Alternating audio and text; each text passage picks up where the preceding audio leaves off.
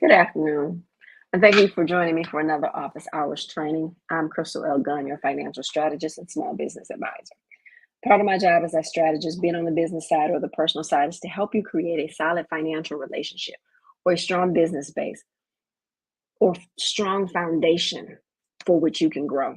I also help you have a lot of aha moments. We do a lot of therapy, self-discovery moments, and helping you see what no longer serves you so that you can release it in order to thrive, in order to soar, in order to move from survival mode into thrival mode. And all of that helps with the breakthroughs. That's where you start to shift. That's where the magic happens, be it your personal finances or your overall business. It's Tuesday, so let's talk credit. For the past few weeks, I've been talking about the mistakes people make with credit cards. Go back and watch those episodes, right?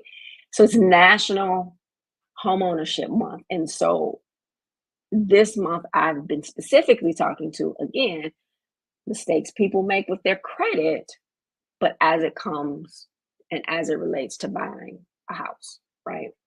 And so when qualifying for a mortgage, basic guidelines include income, debt to income ratio, credit score. That first hurdle is your credit. So you must have a minimum credit score requirement for the mortgage product. Different products, different lenders will have different minimum credit score requirements. An additional requirement is debt to income ratio. How much your total monthly debt payments compared to your total gross monthly income, right? So what you have coming in versus what you have going out. So today I want to talk a little bit about when two or more, but just for the sake of this conversation, I'm going to say two, but it could be 3 or 4 people buying a house together, right?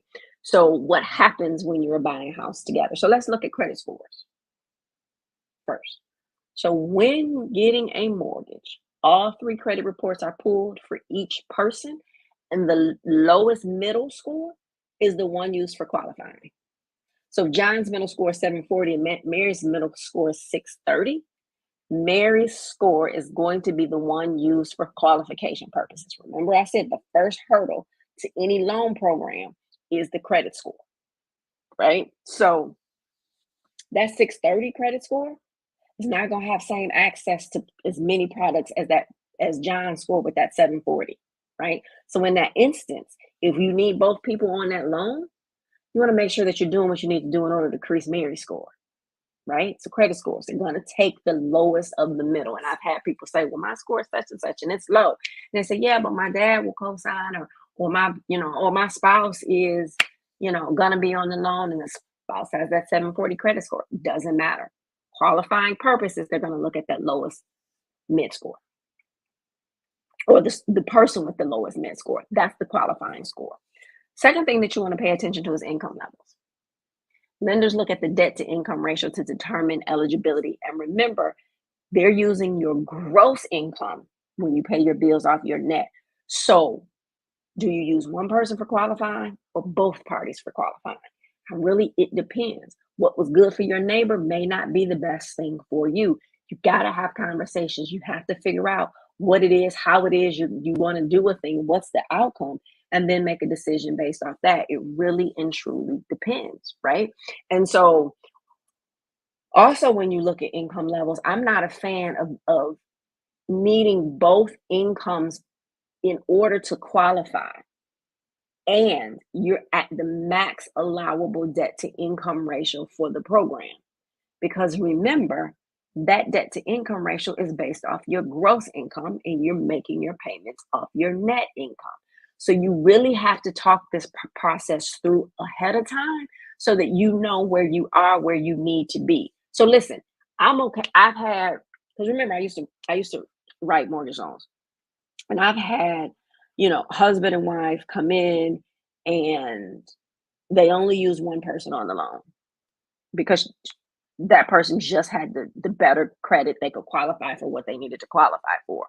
However, because it was just one person on the loan, debt to income ratio was right at the max allowable debt to income ratio for the product.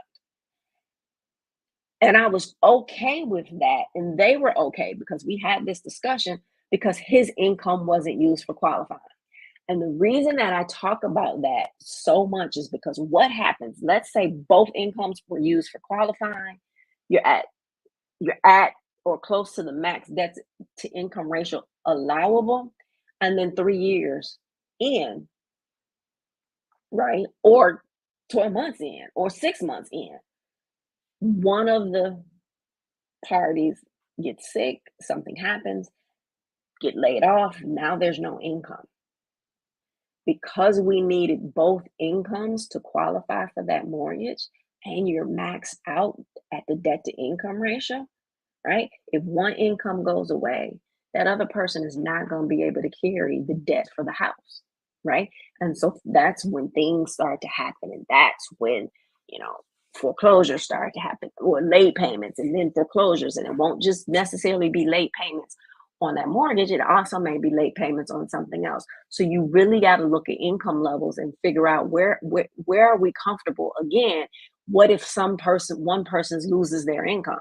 Now they may get some back, but they may not, or it may take a while. That winds up putting another strain on the house that we may have been able to avoid if we looked at those things up front. Okay.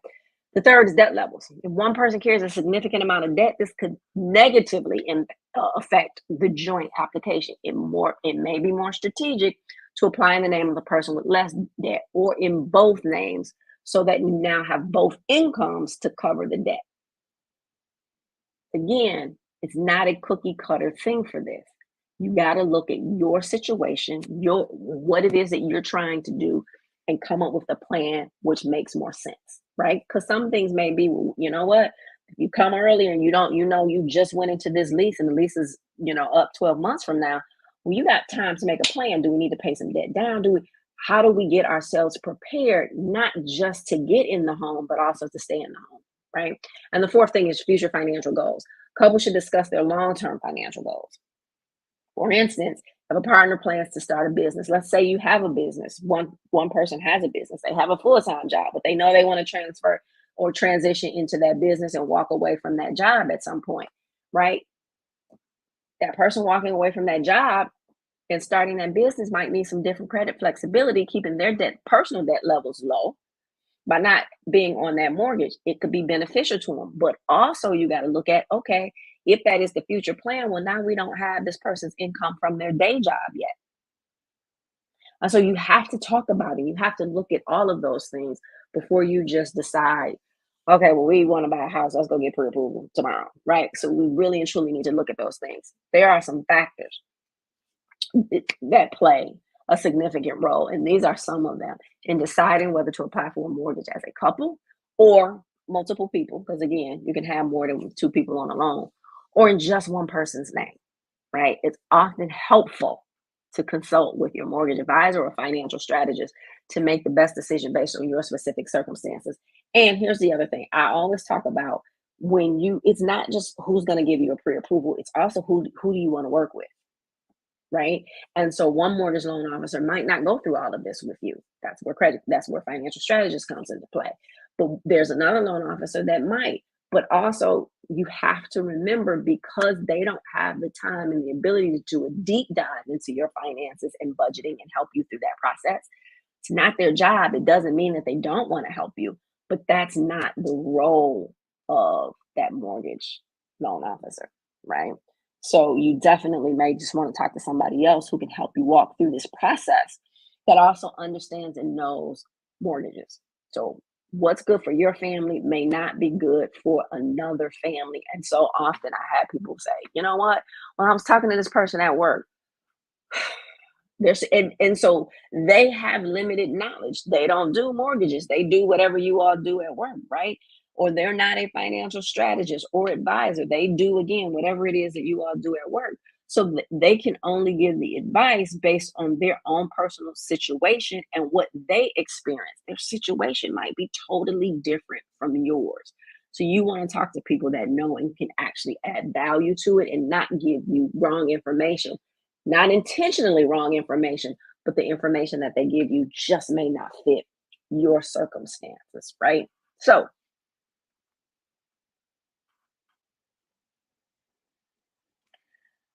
my favorite thing for today is financial checkup. So I do a lot of mortgage strategy, right? And that mortgage strategy really is just an hour mapping out what their strategy is, right? Answering those questions, figuring out what's best for them based off their individual or their couple, or if it's, more than, two people buying that house. But that strategy winds up being key. And so that's part of, it falls under that financial checkup. But I do a lot of those because people want to buy a house, and housing, with the rates the way that they are right now and the prices of housing, people need strategy, right? And there's some people that truly just need to buy. And again, I'll say it over and over again. The sooner you start planning for it, you have the opportunity to fix, alter, change, whatever needs to be done before you're ready to apply. So that's my favorite thing for today. And we all know life is about elevation, the next steps. What are the next steps? You do the next steps one step at a time. And in this specific type of case, when you talk about finances and wanting to do something like buy a house, the more time that you have to prepare, the better, right? The more time you have to prepare, the better. So, what are these next steps that I want you to do today? Look at the credit and income of both parties. You got to look at both. See where you are, where you need to be, where, what might need to be done in order to move forward. Determine, again, do we need to pay something off? Do we need to pay something down?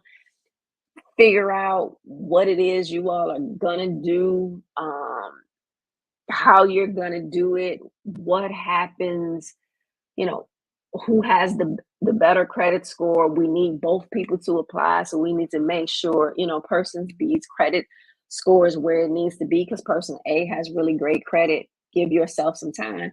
And then number three, work with a professional to determine the best strategy for you, right? It's going to make this process easier.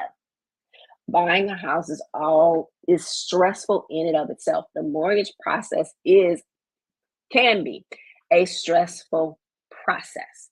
The better prepared you are, the less stressful it is. I'm just saying. I'm just saying. I'm just saying. I'm just saying. Don't go into this thing blind. I'm telling you, don't do it. And it's not even, I'm not trying to put fear in you. I owned a mortgage company before. I managed a mortgage processing team. You know what I mean? I originated mortgage loans. I know, and I know the process, right? And I know the stress that some people have been under. I get it. You know what I mean? Um, just don't go into this thing blind. Being prepared makes the home buying and mortgage process easier and minimizes the surprises, which could cost you more money and possibly keep you from closing on that property, right? So, if this information has been helpful, subscribe to my channel, share the information with someone else. If you're in need of personal strategy, business strategy, or you want to do some mortgage strategy to get you credit and budget ready for that thing, the links are in the description below. Do that.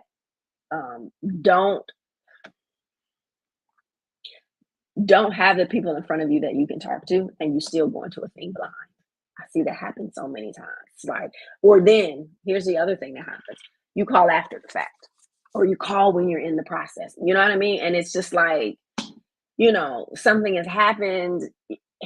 That seller is not waiting for you then to get the thing together. If you don't close within that certain period of time that they have set, they're not waiting for you to get it together. If something comes up, you're gonna lose that earnest money deposit and they're gonna move on and you're not gonna get the house, right?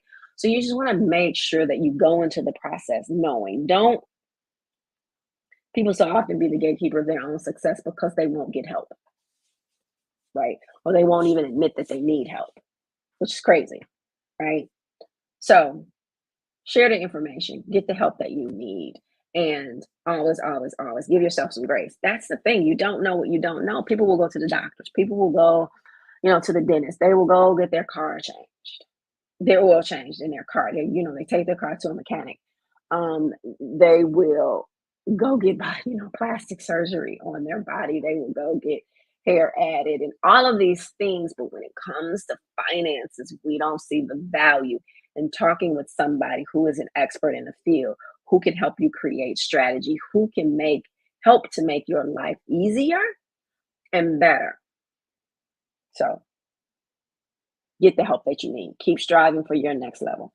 Never, ever, ever give up on you and invest in you. I mean, it's a small investment that could save you a whole lot of money, right? It's a small investment that could keep you from losing a whole lot of money, from losing the house that you want, from not being able to live the life that you want, right? And get the things that you want. It's a small invest in you. I promise you, it's the best investment that you will ever make. Thank you so much for joining me today. I will see you. Thank you for watching. I appreciate your time. Be sure to join me for the private online Q&A immediately following. The link is in the description. And if you haven't done so already, please be sure to subscribe to my channel and turn notifications on so you never miss this opportunity. Thank you again, and I will see you on the other side.